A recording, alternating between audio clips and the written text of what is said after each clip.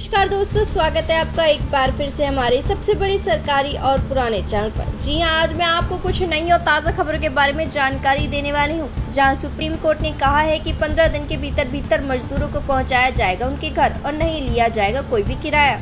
और इसके अलावा आपको बता दें कि 30 जून तक जरूर निपटा लेगी महत्वपूर्ण काम, जी हां, वरना बंद हो जाएगा आपका नुकसान। और साथ ही आपको बताएंगे कि रेलवे ने शुरू की खास सर्विस। जी हां, अब एयरपोर्ट की तरह से रेलवे स्टेशन पर भी की जाएगी टिकट चेकिंग। और साथ ही चीनी बीमारी का भी ताज़ा अपडेट मैं आपके लिए लेकर आ चुकी हूं। तो ऐसी ही ब्रेकिंग न्यूज़ को जानने के लिए हमारे चैनल को सब्सक्राइब, लाइक, शेयर जरूर कर दीजिए, जिससे आपको हमारे चैनल पर आने वाली सारी वीडियोस की जानकारी आपको सबसे पहले मिल जाए। और अगर आप हमारे चैनल पर पहली बार आए हैं तो हमारे चैनल को सब्सक्राइब करके नीचे बनी लाल घंटी का निशान भी जरूर दबा दें। तो वीडियो को बिना भगाए आखिर तक देखें, जिससे कोई भी जानकारी आपसे मिस ना हो जाए। तो चलिए बात करते हैं पहली बड़ी अहम खबर के बारे में। जी हां, आपको बता दें कि जहां चीनी बीमारी की चर्चा पूरे देश में जहां चल रही है और हमारे पूरे देश में इसकी संख्या 3 लाख के पार पहुंच चुकी है। जी हां, आपको बता दें कि जिले में 11 नए संक्रमित मामले मिलने से 42,000 तक पहुंच चुका है आंकड़ा। जी हां, आपको बताएं कि जहां 30 स्वस्थ होकर लौट चुके हैं घर। जी हां, आपको बता दें कि जब प्रशासन की डील और अमेज़न की लापरवाही के चलते जिले में एक साथ 11 नए मामले सामने आ चुके हैं। और शुक्रवार को आई रिपोर्ट के मुताबिक 8 और पचोर कस्बे में 3 संक्रमित मामले मिले हैं, जो कि पूर्व संक्रमित के परिवार और पड़ोस में रहने वाले हैं, जिसमें से आपको बता दें कि संक्रमित लोगों की मौत वहीं पे 30 लोगों की हो चुकी है। और जिसका शुभारंभ आपको बताएं कि बीते रोज सांसद रोडमल नागर की मौजूदगी में किया गया था।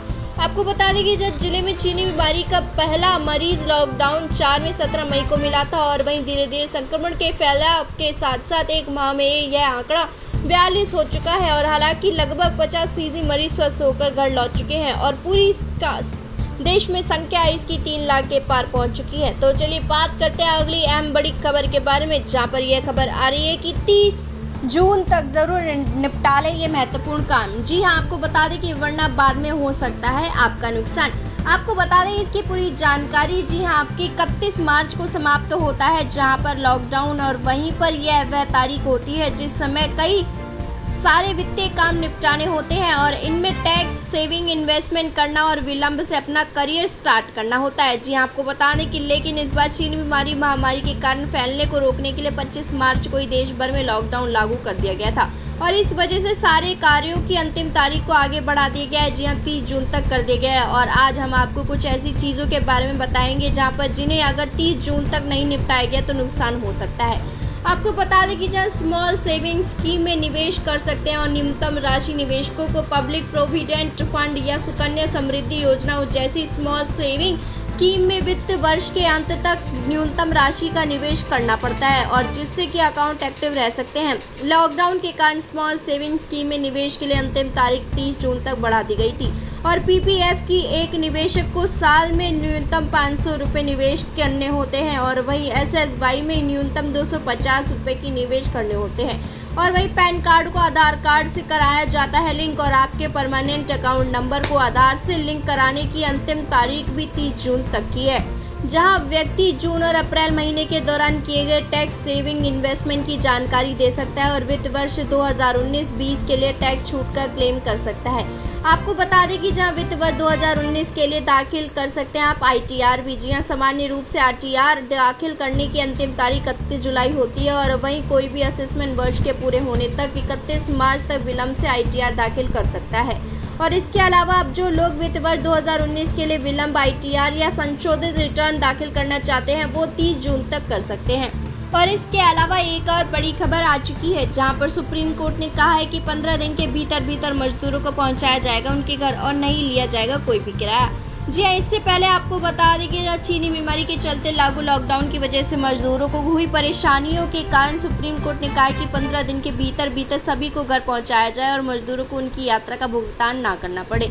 जी हां, और इससे पहले 5 जून को हुई सुनवाई में प्रवासी मजदूरों के मामले पर सुप्रीम कोर्ट में सुनवाई हुई थी, और प्रवासी कामगारों की दुर्दशा पर स्वतः संज्ञान लेते हुए कोर्ट ने केंद्र सरकार और राज्य को निर्देश देते हुए सभी प्रवासियों को 15 दिन के अंदर घर पहुंचाया जाएगा। और कोर्ट ने कहा है कि सभी राज्यों को रिकॉर्ड पर लाना होगा और वो कैसे रोजगार और अन्य प्रकार की राहत प्रदान करेगी, और प्रवासियों को रजिस्ट्रेशन होना होगा। आपको बता दें कि शीर्ष अदालत ने 28 मई को निर्देश दिया था कि अपने पैतृक स्थान जाने के इच्छुक सभी प्रवासी कामगारों से ट्रेन या बसों का किराया नहीं लिया जाएगा और न्यायालय ने निर्देश दिया है कि रास्ते में फंसे श्रमिकों को संबंधित प्राधिकारी और निःशुल्क भोजन और पानी मुहैया कराया जाएगा। और रिव्यू सर्वे के मुताबिक बिल्कुल भी अभी आई है। आपको बता दें कि इससे सबसे पहले मैं आपको बता दूं कि जैसे जैसे जानकारी मिल रही है उसी के चलते बताया जा रहा है कि सारे प्रवासियों को अब उनके घर पहुंचाया जाएगा और वो भी मुफ्त में, और उनसे कोई भी किराया नहीं लिया जाएगा। और इसके अलावा एक और खबर के बारे में जानकारी दे देते हैं, जहां पर प्रधानमंत्री स्ट्रीट वेंडर आत्मनिर्भर निधि योजना लागू हो गई है और जहां सरकार की इस योजना से स्ट्रीट वेंडर्स को होंगे कई फायदे। जी हां, आपको बता दें कि इस योजना के तहत माइक्रो क्रेडिट सुविधा स्कीम को भी शुरू किया गया है, जिसके चलते आवास शहरी मामलों के मंत्रालय लघु उद्योग विकास बैंक के बीच समझौता हुआ है और इसके तहत SIDBI प्रधानमंत्री स्ट्रीट वेंडर आत्मनिर्भर निधि योजना के लिए कार्यान्वयन और एजेंसी के रूप में कार्य करेगी और समझौते की शर्तों के अनुसार CDB आवास एवं शहरी मंत्रालय के मार्गदर्शन में PM समाधानी और सवाई निधि योजना के लागू करने की ऐलान कर दिया गया है और जिसमें CDB क्रेडिट गारंटी फंड एवं ट्रस्ट फॉर माइक्रो एवं स्मॉल एंटरप्राइजेस के जरिए कर्ज लेने वाली संस्थाओं के लिए क्रेडिट गारंटी का प्रावधान भी करेगा। और इस स्कीम के क्रियान्वयन के आपको बता दें कि जहाँ सिडनी अनुसूचित जातियों और वाणिज्यिक बैंकों और गैर बैंक कंपनियों, सूक्ष्म वित्त संस्थानों, सहकारी बैंकों, लघु बैंकों के साथ शामिल हैं। जी हां, मार्च 2022 तक इस योजना के लिए प्रभावी कार्यान्वयन सुनिश्चित करने के उद्देश्य से CDB परियोजना प्रबंधक इकाई भी प्रदान करेगा और इसमें प्रशिक्षण, क्षमता निर्माण, परियोजना मंच प्रबंधक, सूचना, शिक्षा, संचार के तहत सबको फायदा मिलेगा। आपको बता दें कि इस योजना के जरिए 50 लाख से ज़्यादा स्ट्रीट वेंडरों को लाभान्वित करने का लक्ष्य रखा गया है और इस योजना के तहत वेंडर्स 10,000 रुपये तक की बतौर वर्किंग कैपिटल कर्ज ले सकते हैं और जिसे 1 साल में मासिक किस्त तक चुकाया जा सकता है। और जी हां, आपको बताएं कि समय पर कर्ज को चुकाने पर छूट भी दी जाएगी। तो अगर आप भी इसका लाभ उठाना चाहते हैं तो आप हमें कांटेक्ट कर सकते हैं। अभी किसी भी तरह की परेशानी अगर आपको आती है इससे रिलेटेड तो आप हमें कांटेक्ट कर सकते हैं। जी हाँ, आप हमें अपने कमेंट बॉक्स में अपना नाम और पता लिखकर दे सकते हैं जिससे हम आपकी मदद कर पाएँ और आपको इसका फ़ायदा दिलवा पाएँ। और इसके अलावा एक और खबर आ चुकी है जहां पर यूपी STF ने चीनी ऐप हटाने का चलाया अभियान। जी हां, 52 ऐप्स हटाने का निर्देश दिया जा चुका है। आपको बता दें कि जहां भारत की सीमा पर चीन की नापाक हरकत का जवाब देने की क्रम में देश में चीनी उत्पादों का विरोध शुरू हो चुका है और यूपी पुलिस ने इसके खिलाफ बड़ा अभियान छेड़ा है। जी हां, STF के IG अमिताभ यश ने विभाग के सभी कर्मियों से अपने मोबाइल से चीन के ऐप्स हटाने का निर्देश दिया है।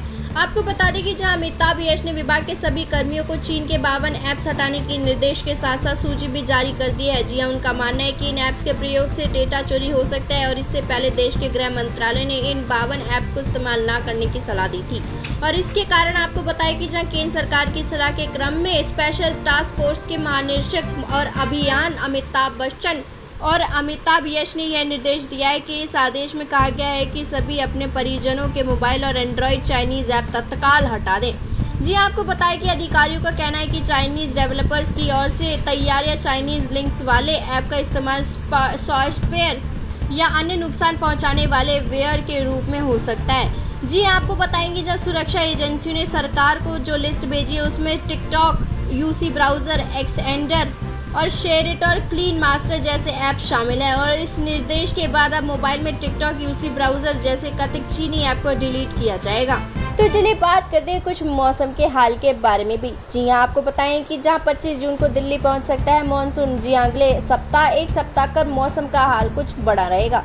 आपको बता दें कि जहाँ 24 से 22 जून के बीच में स्थिति अनुकूल बन रही है और इस दौरान उत्तर प्रदेश के कुछ हिस्सों और हिमालय के पहाड़ी इलाकों में मानसून का आगमन होगा और झमाझम बारिश से तापमान में गिरावट हो रही है और मंगलवार तक ऐसे ही बना रहेगा मौसम। जी हाँ, वाराणसी में शुक्रवार को मानसून की बारिश से तापमान में गिरावट हुई है और वहीं आसमान में बादलों का आवाजाही लगी हुई है।